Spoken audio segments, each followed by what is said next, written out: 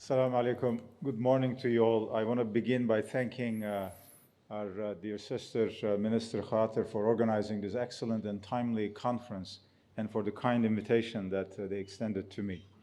I think the theme is very timely, and I'm afraid that this theme will be with us for a long time because the very root causes of Orientalism, what produced it, unfortunately, seem to remain with us even in this age of globalization and digital revolution.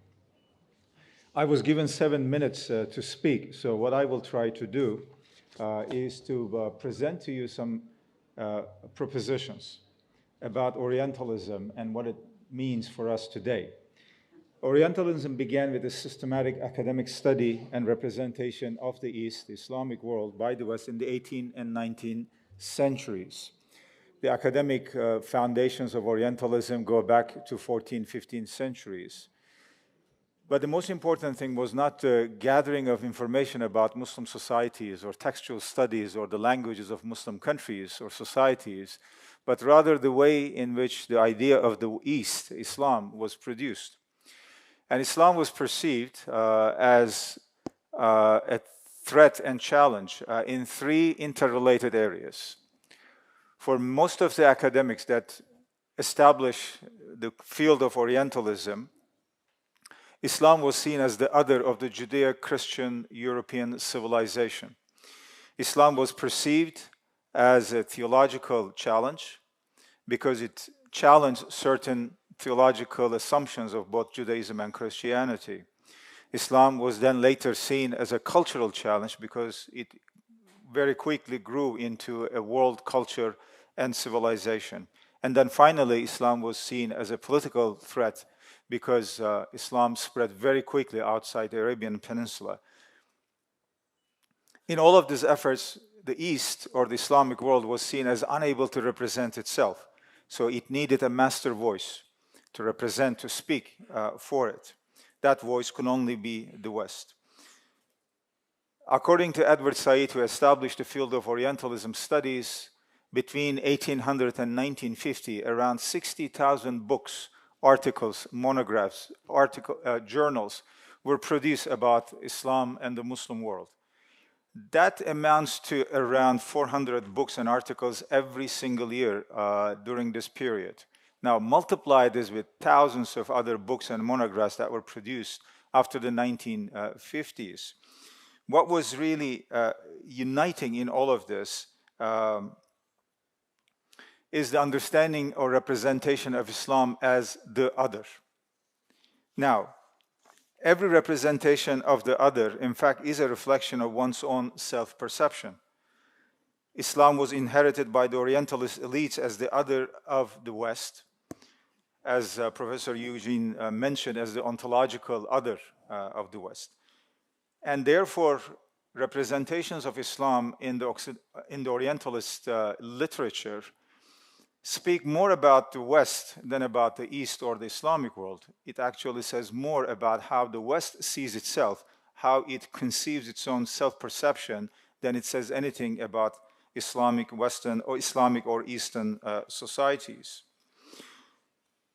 As part of this representation business, Islam was produced as an other, theological other, cultural other, political other, enemy, rival, competitor, and sometimes as a dialogue partner. Therefore, representations of the other can take many forms. Relations with the other may come in many different ways. You may see the other as the enemy. You may see the other as your hell. You may see the other as a rival or as a mirror, as a partner. How you deal with the other, in fact, again, says more about you than the other. A self that is in constant conflict with the other, in fact, is in conflict with itself in the first place. If you're always looking for an other to fight against, then there is something wrong with your own self-perception. A self that is always in constant fear and in a state of insecurity has a problem with itself rather than, or before it has any problems with the others. That other can be Islam, that other can be the East, China, India, Africa, Latin America, or any other entity or cultural sphere that you consider to be a threat to your own very existence. Therefore, we have to look into how this representation of the other is tied actually with your own self-perception. There are two main models of dealing with the other. The first one is what I call the assimilationist understanding of the other. That is, I have to assimilate everybody either into myself to create them or recreate them in my own image, or control them. That's the imperialist assimilationist model. And we have seen many examples of this in the 18th, 19th centuries, in colonialism in Africa and in other parts of the world. The other model is the liberal utopia, where it says we are all the same, let's hug each other, and all of our problems will be solved. This tree-hugging liberal utopian feeling, I think, is a good one to be respected, but far from removed from reality. Reality is that we have our own identities, we have our own differences. The question is how to deal with those. Perhaps a third way will be engagement, mirroring, partnering, talking to each other, having conversations about these issues, coexistence, cohabitation. Therefore, when we talk about Orientalism, how Orientalism, in fact, created this image of Islam, we have to also look at how the West sees itself, its own self-perception, and always finds itself in a state of needing an other to define itself against. But the problem is that the self always needs another. There is no absolute self without an other, and there is actually no absolute other that always seeks to destroy you, your own self. If you are going to overcome Orientalism in one way or another, we have to work on this idea of self-perception and the perception of the others. Now, Orientalism, in its classical mode, froze the Islamic tradition, fixed it in ways that could be analyzed and handled in accordance with the political, cultural presuppositions of the 18th, 19th centuries, all the way into the 20th and 21st centuries. Once you freeze a tradition like this, you declare it moribund, dead, lethargic, allergic to change, unchanging. Why you need this? Because when you have something fixed, it's much easier to control. It's much easier to manage, shape. If you're dealing with something that is constantly changing, then you will have to adapt yourself to that changing reality too. To reflect or to further deepen this understanding of a fixed Islamic tradition, the Orientalists mostly worked on texts. Yes, they were great linguists, and I believe they provided great service by publishing important texts, studying languages, and producing a remarkable body of information and knowledge on Islamic societies. But the problem was that studying with the text misses the vital dimension of that tradition. That is, the text never stays fixed. They get reinterpreted all the time. They get rewritten with every interpretation. If you take any one single major book of Islamic civilization, for example, Ghazali's Ihya Ulumuddin, which has been one of the defining texts of the classical Islamic tradition, well, we know that the book is one, and Ghazali himself has gone through several stages of his own intellectual journey. He talks about this in his famous autobiography, Al-Munqidh min ad-Dalal, where he describes his own intellectual journey, how he moved from the school of studying Islamic law, and then philosophy, period of doubt, and then finding Sufism, and his enlightenment. Even like in his own lifetime, he's talking about this major change. But even 1,000 years after the writing of Ihya Ulumuddin, Ihya didn't stay as a fixed text. It got reinterpreted. Commentaries were written on it. The Sharh tradition, or Hashiyah tradition, as we call them, further commentaries, in fact, were ways of expanding and keeping that text alive. The Orientalist reading of the text never followed that line. As a result, you have a tradition that is more or less dead, just needs some study from a master point of view. And this understanding of the fixed, frozen Islamic world still is very much alive today.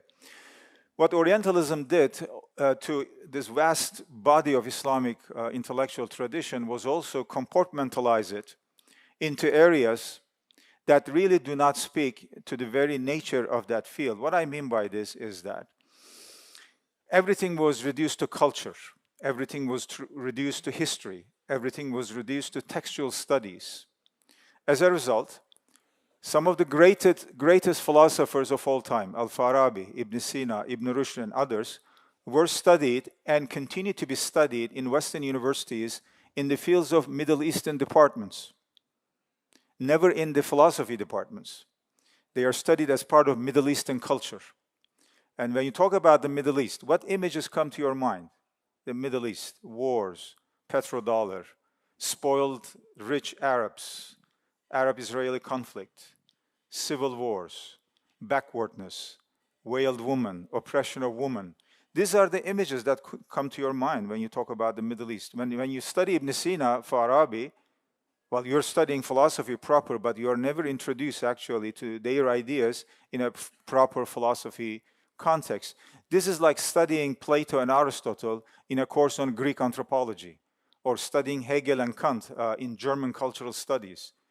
I mean, that will be outrageous, right? To study these great philosophers in cultural studies. You study them in philosophy departments. But that rule is never applied to Muslim scholars or Muslim jurists, Imam Shafi, Imam Abu Hanifa, or other great Islamic scholars of Islamic law. They are never studied in law schools from a legal point of view. They are always part of this religious, cultural, historical, studies, etc. That creates actually a lot of perceptual, conceptual problems. Another problem that we see with Orientalism was that everything that was good, that was beautiful, that was creative, that was original, somehow had to come from outside the Islamic world. Philosophy as science came from the Greeks. Legal tradition came from the Romans. Even mysticism, Sufism, the spiritual dimension of Islam came from India. So that was the idea. Nothing that was so beautiful, so good, so original could have come from within Islam. It had to come from somewhere. So all the studies of Orientalism in the 18th, 19th century, from Ignaz Goldziher to many others, Schmitz and others, Silver Dossessi and others, were studying just to see where the connections were, where these ideas came from. It never occurred to them that something could have come from within itself, from within Islam itself. It had to come from outside. The same perception still exists today, that no good thing can happen in the Muslim world today. It had to come from outside, which means that basically they need it from us. That is the master narrative that the West has to provide this cultural, civilizational guidance to the rest of the world still exists today. The Arabs need our training. Muslims need our guidance. Indians don't have any idea of culture. We have to bring them culture. They are lawless. They don't know what law is, so we have to bring it to them. So it's all part of this colonialist, culturalist, imperialist design, but still persists in the back of many Westerners today. Now, all of this lives in the different strands of Neo-Orientalism today. Neo-Orientalism comes in the form of many different forms and shapes, and I will refer only to three of them very briefly. We have cultural Orientalism, which persists in the Hollywood representations of Arabs, Islam, and Muslims to this day. In this age of globalization, diversity, multiculturalism, etc., Arabs and Muslims are still presented as stereotypes in much of Hollywood production. Arabs are terrorists, Muslims are oppressive, Muslim women are oppressed because they wail. It never occurs to them maybe a Muslim woman can decide on her own to cover out of religious belief, not out of oppression, not out of some cultural or societal oppression, but somehow out of her own will. That's not possible. How can a woman in the East have will of her own? So these are the deep-rooted misperceptions that we have to deconstruct. Then we have political Orientalism, which continues, of course, in the current geopolitical rivalry, between the powerful, between the Western countries, between Muslim countries, Middle Eastern countries. What you see, what's happening in Palestine, in Gaza today, is also an extension of this political Orientalism. Somehow the Palestinians should never have a voice.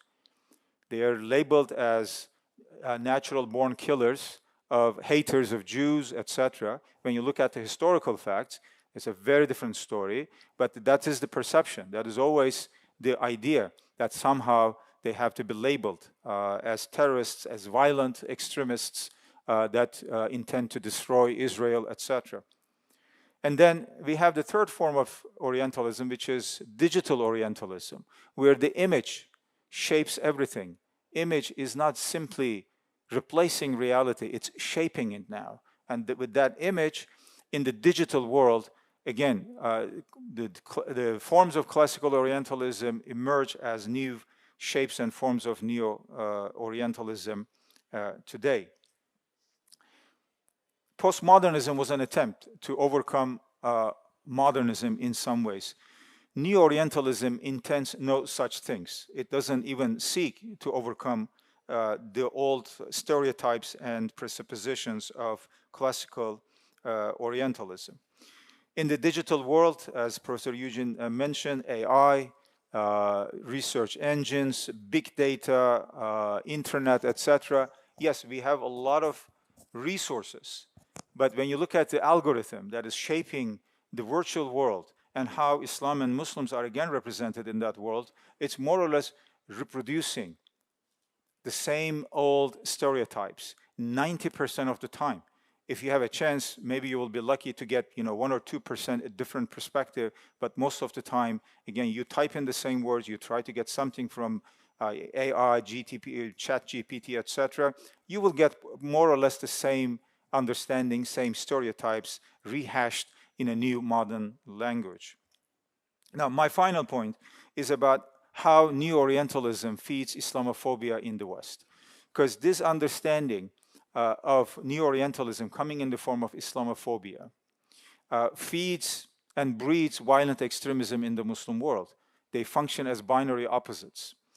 Why? Because you have this misperception and distortion of Islam in the major outlets of Western media, major universities of Europe and the United States, and that creates a venue or context for Islamophobia, which has now morphed into an outright hatred of Islam rather than a fear of Islam.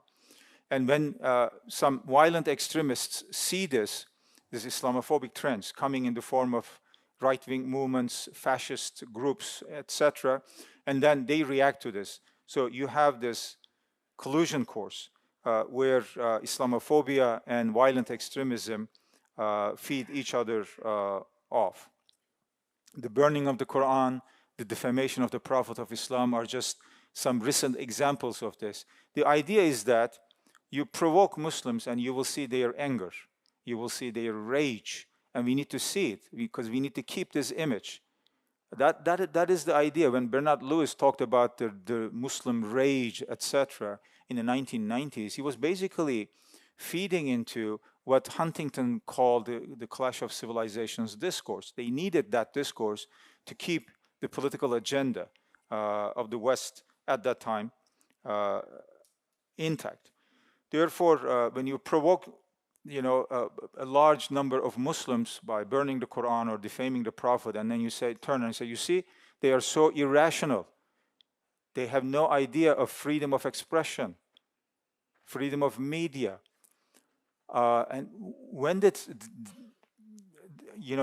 the defaming and attacking one's core values become part of freedom of expression, etc. But what really lies behind this is something more cynical. That is the idea that Muslims with firm belief in their traditions are irrational actors. Since they are irrational, they require irrational responses. You cannot argue with them. You cannot reason with them. You can only fight with them. That's the mindset. That's the assumption behind this. That's the poisonous assumption that is behind all of this. Now, in conclusion, if I may refer to just one or two points. How to overcome Orientalism and Neo-Orientalism today. Let me just state very clearly that the remedy for Orientalism is not Occidentalism. We should not make the mistake of Orientalism by turning our gaze on the West and repeat the mistakes of Orientalism in our relationship with the West, or with India, or with China, or with the rest of the world.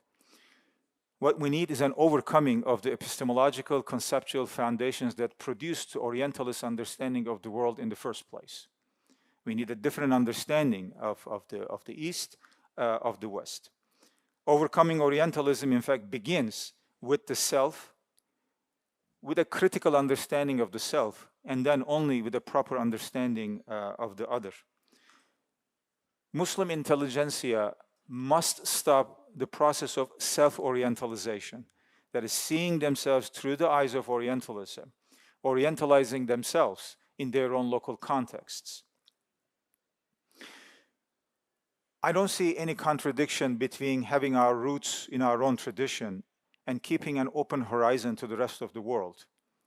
We can still be firm believers of our own tradition while reaching out to others, benefiting from them, creating a culture of coexistence. Being rooted in your own tradition doesn't mean that you shut yourself up to the rest of the world. But opening up to the rest of the world doesn't also mean that you give up on your own roots and ideas and principles. The subtle balance is how to keep the two together, being rooted in your own tradition, but also keeping an open horizon to the rest of the world. Blaming the West for our own shortcomings is not the right answer to our current predicament. It leads to intellectual laziness and moral conformism. We have to be critical of ourselves, but not unfair. We have to be self-critical in our understanding of our own tradition, but also critical of what others are doing in the name of us or others. Avoiding reductionism in all of its forms will be key in this enterprise of understanding ourselves properly and reaching out to others in a proper way. I think the Islamic intellectual tradition has given us many examples of how to study other cultures, societies different than ours, without demonizing them, without essentializing them. If you look at the work of Al-Biruni, for example, what he wrote on India, his famous book on Kitab Tahqiq Mal al-Hind, an incredible compendium of knowledge on India, everything from astrology to science, from metaphysics to culture to religion and everything, and without even a hint of either culturalism or essentialism or reductionism. So it is possible. You look at the whole tradition of Kitabul Milal wa Nihal, where Muslim scholars have written about other traditions, pre-Islamic as well as non-Islamic cultural, historical, theological, philosophical traditions.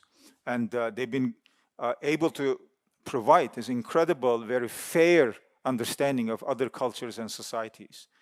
I think we can do the same today without falling into the trap of Orientalism in reverse, challenging the very conceptual, intellectual foundations of Orientalism, its understanding of the self and the other. And we can actually present a different alternative, a different paradigm to how we can understand ourselves today and how we can reach out to others so that, in fact, we can all claim to be equal human beings on this God's earth. Thank you.